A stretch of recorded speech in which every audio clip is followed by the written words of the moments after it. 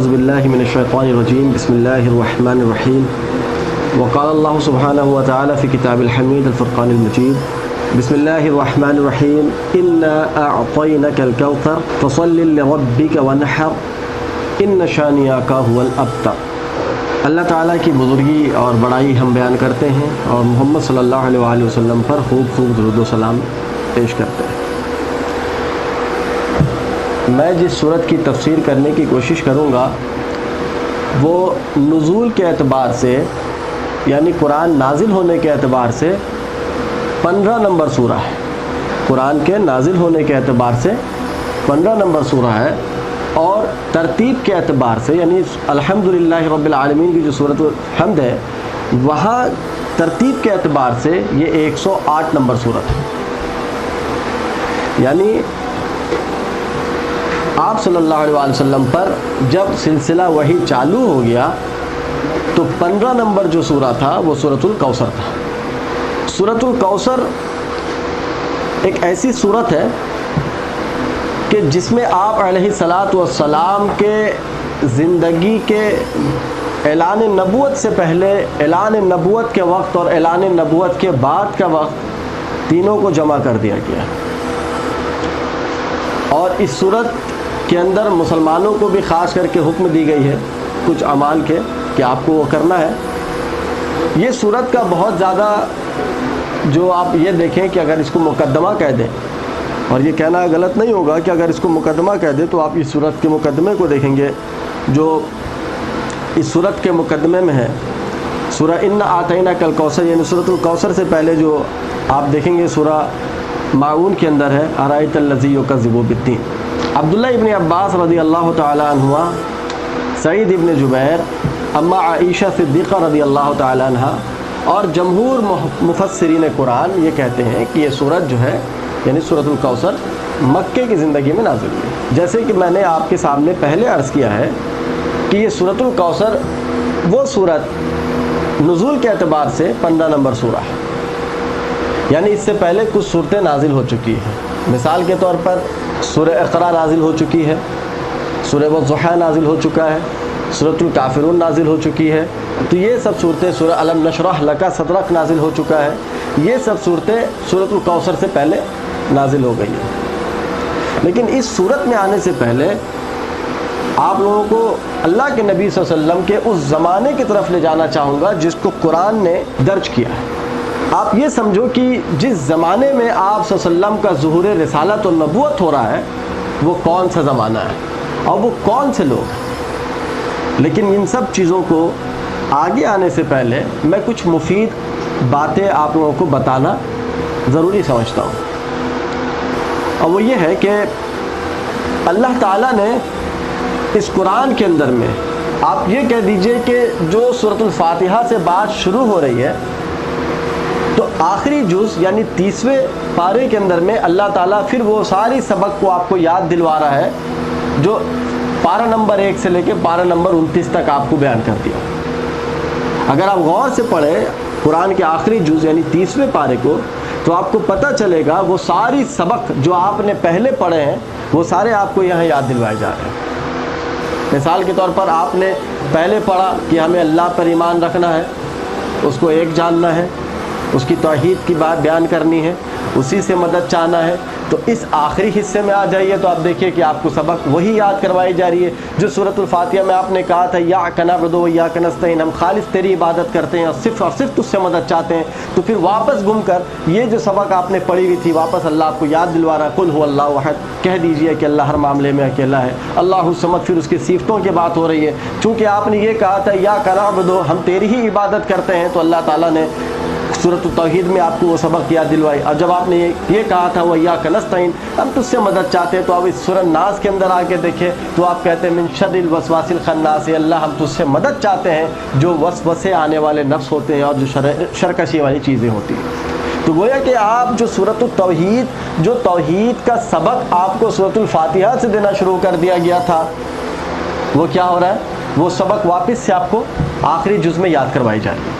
اگر آپ دو سورت کو آپس میں ملا لیں آپ حیران ہو جائیں گے اور بال حیران ہو جائیں گے کہ واقع اگر قرآن شریف کا ترتیب ہی آپ دیکھ لیں کہ جس انداز میں قرآن شروع ہو رہی ہے اور جس انداز میں قرآن مکمل ہو رہی ہے، اگر آپ یہ دونوں کو ہی سمجھ لینا تو آپ کو بالکل یہ سمجھ میں آ جائے گی کہ یہ کسی انسان کی کتاب نہیں ہے سوائے اللہ کے۔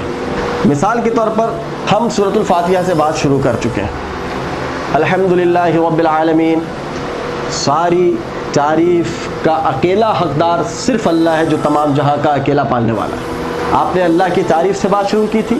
جب آپ نے اللہ کی تعریف سے بات شروع کی تھی تو آپ نے اس کے لیے ایک لفظ لایا تھا قرآن نے، الرب، الحمدللہ رب العالمین، رب۔ اب دیکھیے یہ سبق آپ کو کب یاد کروائے گی؟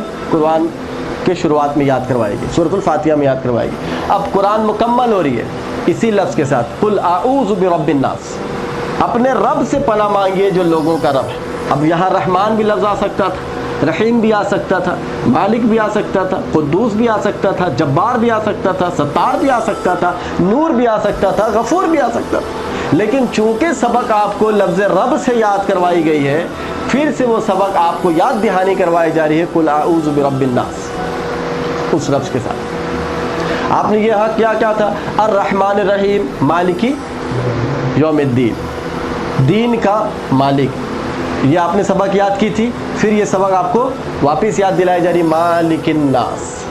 آپ نے یہاں کہا تھا نا مالک یوم الدین، آخرت کا مالک۔ اب آخرت میں فیصلہ کس کا ہوگا؟ مالک الناس، لوگوں کا، نفس والوں، ٹھیک ہے نا۔ ابھی آپ نے یہاں کیا کہا تھا؟ ایاک نعبد و ایاک نستعین، الہی ہم تیری خالص عبادت کرتے ہیں، خالص اور خالص صرف تجھ سے مدد چاہتے ہیں۔ اب ایک سوال کھڑا ہو جائے گا، کون سی مدد؟ اللہ کی عبادت آپ کرتے ہو، کس طرح کرتے ہو؟ ٹھیک ہے نا، کس طرح کرتے ہو، کیا مدد چاہتے ہو؟ اب یہاں آپ کو سمجھایا جا رہا ہے، الہ الناس، ہم تیری عبادت کرتے ہیں، کس کی؟ الہ الناس، جو لوگوں کا رب ہے۔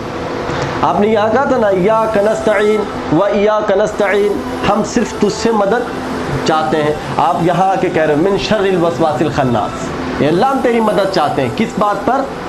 اس نفس کے وسوسے سے اور شر سے تیری پناہ چاہتے ہیں۔ گویا کہ جو سبق آپ سورۃ الفاتحہ میں پڑھے ہوئے تھے، آپ سمجھ رہے ہو نا کہ جو سورۃ الفاتحہ میں آپ نے سبق پڑھی تھی، وہ سبق واپس سے آپ کو کیا کروایا جا رہا ہے؟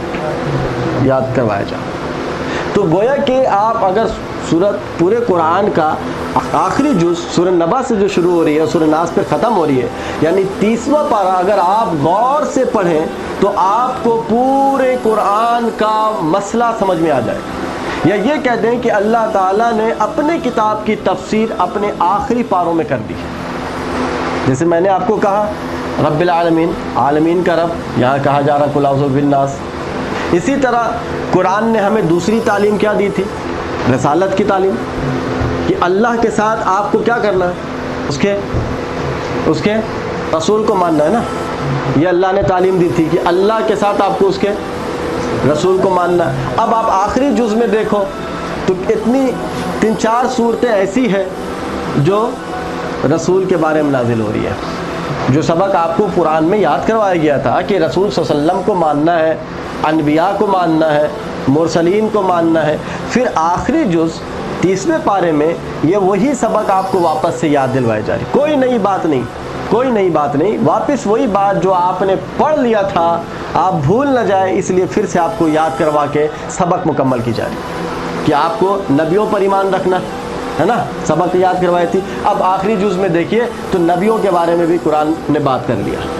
والضحیٰ اللہ کے رسول کے بارے میں نازل ہو رہی ہے، سورۃ الکوثر اللہ کے رسول صلی اللہ علیہ وسلم کے بارے میں نازل ہو رہی ہے، سورۃ النصر الم نشرح لک صدرک یہ اللہ کے رسول کے بارے میں نازل ہو رہی ہے۔ اب ایک پڑھنے والا بندہ اگر پڑھے کہ کیا ہم اے نبی کیا ہم نے آپ کے ذکر کو بلند نہیں کیا، ورفعنا لک ذکرک، تو اب اس کے ذہن میں یہ بات آئے گی نا، اچھا یہ بات ہم نے پہلے پڑھ لیا تھا کہ رسول صلی اللہ علیہ وسلم کے ذکر کے بارے میں بات چل رہی ہے۔ تو گویا کہ جو سبق آپ نے پڑھا تھا واپس سے یاد دلوایا جا رہا ہے۔ تیسرا سبق قرآن نے کیا دیا تھا؟ تیسرا سبق قرآن نے آخرت کا دیا تھا کہ ایک مسلمان کون ہے جو آخرت پر ایمان رکھے، قیامت پر ایمان رکھے۔ اب آخری صورت میں دیکھیے آپ کو قیامت کے ذکر کروائے جا رہے کہ نہیں، القاریۃ ما القاریہ وما ادراک ما القاریہ اذا زلزلت الارض زلزالها اذا الشمس کورت، یہ کس کی ذکر ہو رہی ہے؟ آخرت کی تو ذکر ہو رہی ہے. تو جو سبق آپ نے پڑھے تھے واپس سے آپ کو یاد کروایا جا رہا ہے. اس کے بعد اور کیا چیز تھی جو آپ کے لیے بتایا گیا تھا؟ وہ یہ تھا کہ اگر آپ عمل کرتے ہو تو جنت آپ کے لیے، اگر آپ برائی کرتے ہو تو جہنم آپ کی قسمت. پھر اللہ تعالیٰ نے سورۃ البینہ کے اندر کہہ دیا لم یکن الذین کفروا من اہل الکتاب والمشرکین. سورہ بینہ میں اللہ نے کہہ دیا کہ جو اللہ اور آخرت پر ایمان رکھتا ہے اس کے لیے جنت ہے اور اس کے نہریں، اس کے نیچے سے نہریں بہتی ہیں. گویا کہ جو آپ نے پڑھا تھا اللہ، اس کا رسول، قیامت اور اعمال، یہ واپس سے آپ کو کیا کروایا جا رہا؟ یاد کروایا جا رہا. گویا کہ اللہ تعالیٰ جب یہ قرآن آپ سے مکمل کروا رہا ہے تو ایسا نہیں کہ بندہ بولے ہم تو پیچھے کیا پڑھے تھے بھول گئے. اللہ نے یہ بھی حجت تمام کر دیا کہ جو آپ نے پیچھے پڑھا تھا بعد میں آپ اس کو پھر سے پڑھ کے ختم کر لیجیے تاکہ آپ کے ذہن میں رہ جائے. اور تو اس ترتیب سے اگر ہم دیکھیں قرآن پاک کو، جس ترتیب سے میں بتانے کی کوشش کر رہا ہوں، تو ایک آدمی اپنے ذہن سے سمجھ سکتا ہے کہ یہ ترتیب کسی انسان کا نہیں کیا ہوا ہے. اگر یہ کتاب اللہ کے علاوہ کسی سے ہوتی تو آپ اس میں بہت اختلاف دیکھتے. گویا یہ بات واضح ہو رہی ہے کہ آپ نے جو قرآن پہلے سے پڑھا ہے، یعنی سورۃ الفاتحہ سے بات جب شروع کی اور 29 پارے تک آپ جب آ گئے تو اس کے بعد قرآن نے آپ کو پھر سے وہ سبق یاد دلانا شروع کر دیا جو سبق آپ نے پہلے پڑھ لیا تھا.